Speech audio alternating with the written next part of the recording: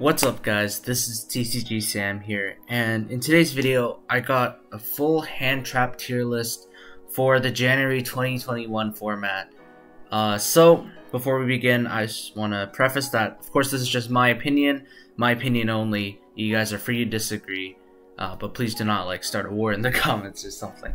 But yeah, other than that, I just want to ask you guys to please remember, if you haven't already, leave a like, comment, subscribe, and make sure to stay tuned for more videos because I got lots more videos planned for the coming weeks.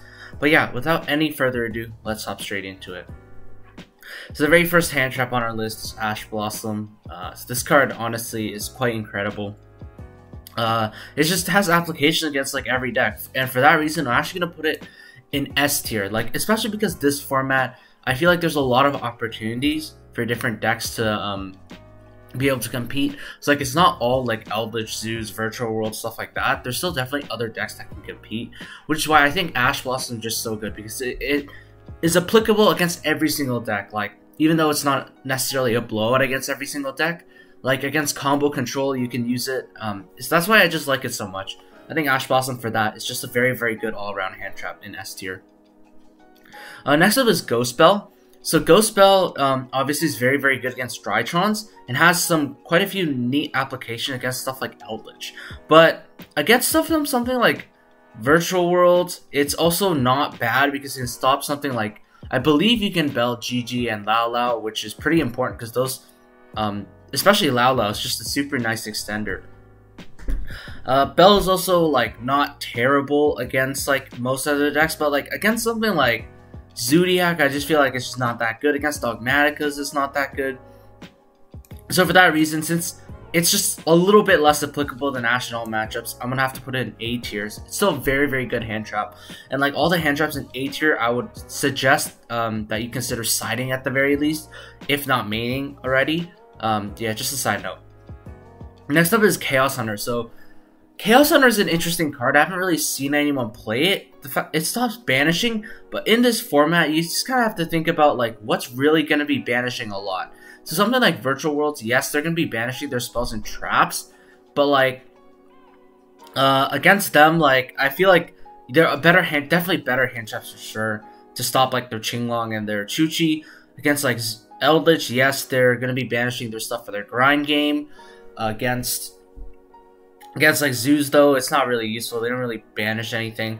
So just for that, I feel like Chaos Hunter, while it has some cute uses, I would actually put it in low B tier, high niche, because the thing with Chaos Hunter is you do have to discard that card to special summon it, and then once it's on the board, it can be outed by something. So if your opponent has Cerberus or Unicorn in their extra deck, they could easily out Chaos Hunter, Book of Moon, Droplets, Dark Ruler, stuff like that. So that's why I'm gonna put it in low B tier, high niche tier.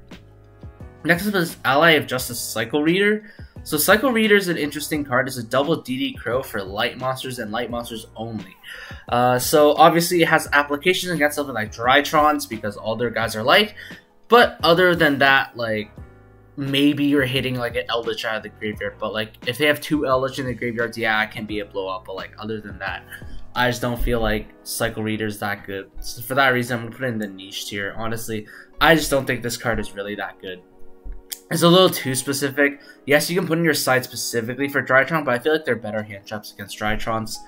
Next up is DD Crow. DD Crow is obviously very good against every single meta deck, pretty much. Just a 1-for-1 for something in the graveyard, like Qinglong, for an Eldritch Speller Trap, for one of the Drytrons. When they tribute Ben 10 for cost, you can DD Crow it. Or if they put Natasha in the graveyard, you can DD Crow that. Natasha's just a super big blowout. So DD Crow for that reason, I'm going to put it in the A tier. I feel like DD Crow is just super, super good against a lot of the decks this format. Next up is D-Shifter. D-Shifter is really, really good because it's a huge blowout against a lot of decks. Against Drytrons, against Eldritch, against Virtual Worlds. This is a potentially turn-ending card against them, which is just super, super powerful. But the problem with this is, it's not able to be splashed in many decks because a lot of decks need their graveyards too. So if you're playing a Virtual World, if you're playing Virtual Worlds or something, or Eldritch or something, you're probably not going to be able to play the Dimension Shifter. even though it's a huge blowout against those decks. But like maybe if you're playing something like Pure Zodiac, playing like Thunder Dragon or something, D-Shifter definitely has lots of potential. And for that, I'm going to put it in like high B tier. This card is absolutely a huge blowout, and plus it's a dark for Allure Darkness, which is pretty important. Next up is Null None. Honestly, I just hate this card. I think this card sucks. Like, I feel like this is kind of a scummy card too. Like, you get super big pluses from it when you're like going into time, but like now, especially in an online format, I don't really feel like that's too big of a problem. So like, even then, I feel like we wouldn't have that much applications. You much rather just have another hand trap at all times, and I just feel like I said, it's a very scummy card. I really don't like it. Next up, Droll and Lockbird. It can potentially be a huge blowout against something like Invoke Dogmatica or against Drytrons, because they search a lot, pendulums even. Like, Droll and Lockbird has lots of applications against like the top meta decks, and like they're very huge. It's a very big blowout card against them too, which is why I just like this card so much. In fact, as a blowout, I really like these blowout hand traps like Dimension Shifter and Droll and Lockbird, and for that reason, we put Droll in like A tier, because Droll honestly is just so powerful. Like, it can potentially end someone's like turn. Like, something like Ash may not be able to end someone's turn, but like it's applicable against every single deck that's like in the meta right now. Droll is against like some meta decks, so that's why I'm only putting in the A tier, but still a very good card to side. Next up, Ciphering Gear Gamma. Gamma is still pretty good in my opinion, because combo's still running around. Gamma can also potentially end turns and give you advantage on your turn when you're protecting against like hand traps and like monster negations and stuff. Gamma can be quite good for that. Of course, you do have to play Driver, which is kind of a downside. Even then, I feel like that doesn't take away from it being like a solid like A tier. Like, I just feel like it's like at the top of A tier, nearing S tier, because it's honestly just so good. I absolutely love this card. It gives you 2 free monsters if you use it on your turn, which is just super powerful. Next up, Ghost Mourner. This card I really haven't seen many people play, but in theory its effect actually isn't even that bad. It's like sort of like a pseudo Imperm Veiler plus like Null None. So I feel like it's not like too bad of a card, because it can still like negate something. But the thing is, if you notice, like there hasn't really been like stuff to negate like in terms of monster effects on the field. So like in terms of like Veiler, Imperm, that stuff just hasn't really been good, because like if you think about the meta decks like Eldritch, Zodiacs, Virtual World, Drytron, let's use those 4 as an example. You don't really have many chances to Veiler them. Like there are a few like niche scenarios for like Veiler and stuff and Imperm against those decks, but like I feel like for those reasons, like I would say those arguably are the top 4 decks right now, and just Veiler / Imperm isn't really that good against them. So for that, I'm put this in like B tier. I just don't think it's that good of a card, but it can definitely still have a few interesting applications. Next up, Ghost Reaper Winter Cherries. Unfortunately, this format, I just feel like it doesn't really do anything, because there's not a deck that like just requires a single extra deck monster that's super reliant on it. So like back in the day, something like Spiral, something like ABCs, like they'd be relying on 1 extra deck monster.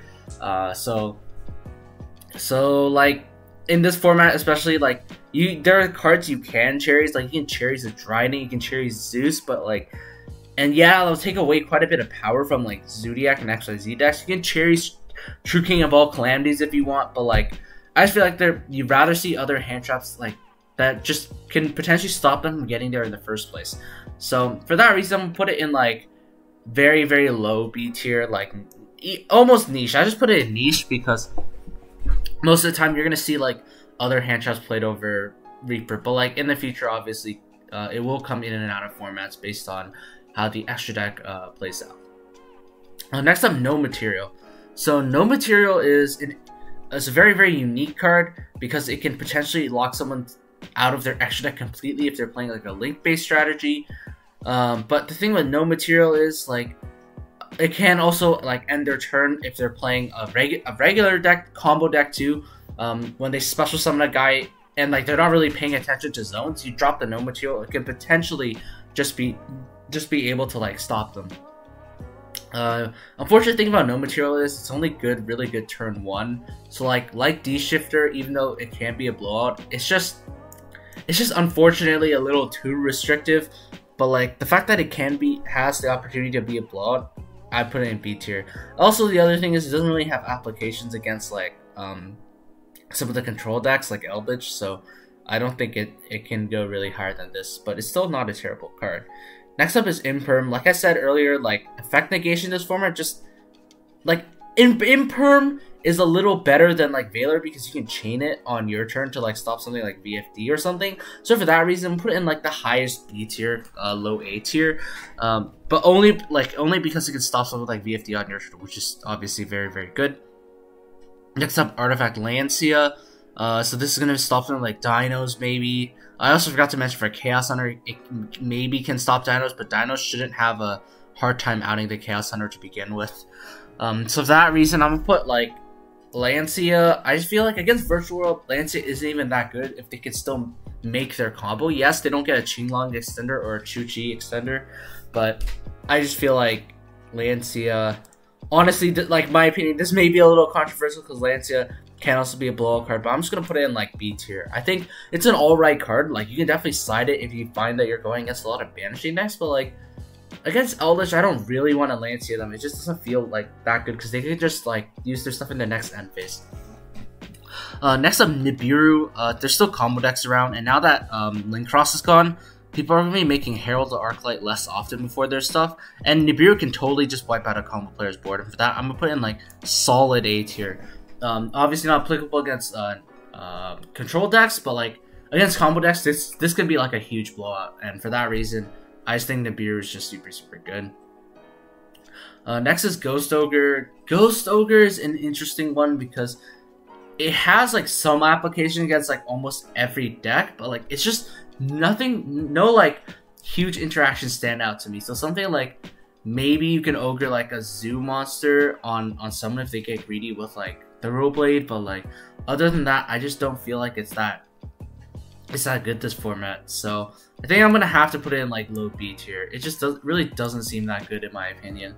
For now anyways, of course it's gonna have its formats, like, and even if you main a card like Ghost Ogre, you could be sure like it's gonna hit at least one card in your opponent's deck. It's never gonna be completely dead, but it's just never gonna be like achieve that huge blowout that you want a Handtrap to achieve. Next is like Herald the Orange Light, Herald the Green Light, Herald the Purple Light. So like I think I have to put this card in niche. Be like, yeah, it's a good card in Drytron decks, but like you could pretty much only use it in Drytron decks. But like once you use it in that deck, it's still pretty powerful. So I'm not saying this card is bad or anything, but like it has to go in niche because like you only use it in one deck. But just keep in mind that your opponent can search this in their Drytron deck. Next up is Phantasme. So Phantasme, unfortunately now I really don't see what decks are hyper link summoning a lot. Maybe Strikers for some reason. People are still playing Strikers. Like I suppose against Dinos, like they're pretty much always gonna go into Link Creep or Secure Gardener. Against like Invoke, Dogmatica, it's gonna go into like Almirash's stuff. And like then it's not a terrible trade, but like it's just those decks aren't even like the top meta decks. And like something like Zodiac, Eldritch, Virtual Worlds, they didn't really link summon, so I can't really say Phantasme is that great, honestly, this format. I think I'm gonna have to put it in like niche.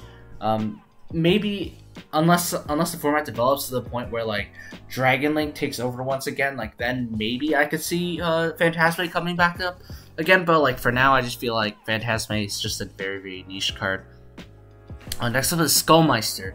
So Skullmeister is obviously very good against a lot of the meta decks because of their Graveyard Reliance. So something like Virtual Worlds, something like Eldritch, stuff like that. Because you can just like stop a bunch of effects in the graveyard, and it's not even once per turn, which makes it pretty good in my opinion. But so I'm gonna put it in like low A tier, high B tier. This card, like DD Crow, has applications against quite a few decks. Like you can even stop something against a control deck. So like something like Ultrageist Meliseek, for example, you can stop with this, which is interesting. But other than that, it's a pretty alright hand trap. It's definitely something you can main if you really wanted to. Some people might disagree with me, they want to put it higher, but I just think it goes between like A and B because it's just kind of going to be dead against some matchups. Next up is Token Collector. So Token Collector obviously was really good last format because of Link Cross, but nowadays, like, there just haven't been that many Link Spam decks other than, like, as far as I know anyways, other than Infernoble is using, like, Auroradon still. So, like, maybe against them it's alright, but, like, against, like, other decks, I just really don't see how Token collector can be good against them, so just have to put it in niche for this format at the very least. If like a bunch of token spamming gets like popular, of course it'll go up, but for now I just feel like it's a very, very niche hand trap. Finally, Effect Veiler. Veiler, like I said, similarly to Imperm, it's just very, very mediocre, this format. It doesn't really feel good to Veiler anything. There's not really anything you can Veiler on like your turn or on your opponent's turn, I mean, sorry. And like unlike Imperm, it doesn't have applications on your turn. But the only like real application of Veiler outside of its like hand trap form I can think of is like Hockey Firebrax into Veiler, into Celine, into Access Code. But there are only very, very few decks that can take advantage of that. So for that reason, Veiler's gonna go in like low B tier for this format at the very least. I just think it belongs here. It just really hasn't been seeing that much play. I don't think it's that good against a lot of the decks right now. But yeah, that's gonna do it for my presentation or my tier list. Let me know what you guys thought in the comments below. If you liked it, if you disagreed, or if you agreed with it, let me know what you guys think. And once again, just remember, this is my opinion and from my experiences playing the game on Dueling Books so far. So just keep that in mind. This is not necessarily correct. This is just what I think. But yeah, with that being said, I just want to ask you guys, please remember to leave a like, comment, subscribe, and if you haven't already subscribed, then be sure to subscribe. And don't forget, you can still send me your replays over Dueling Book. My username is tcg sam. Send it over to me there, and you could be featured next on the channel. But yeah, anyways, I just want to thank you guys so much for watching, and I will see you guys soon.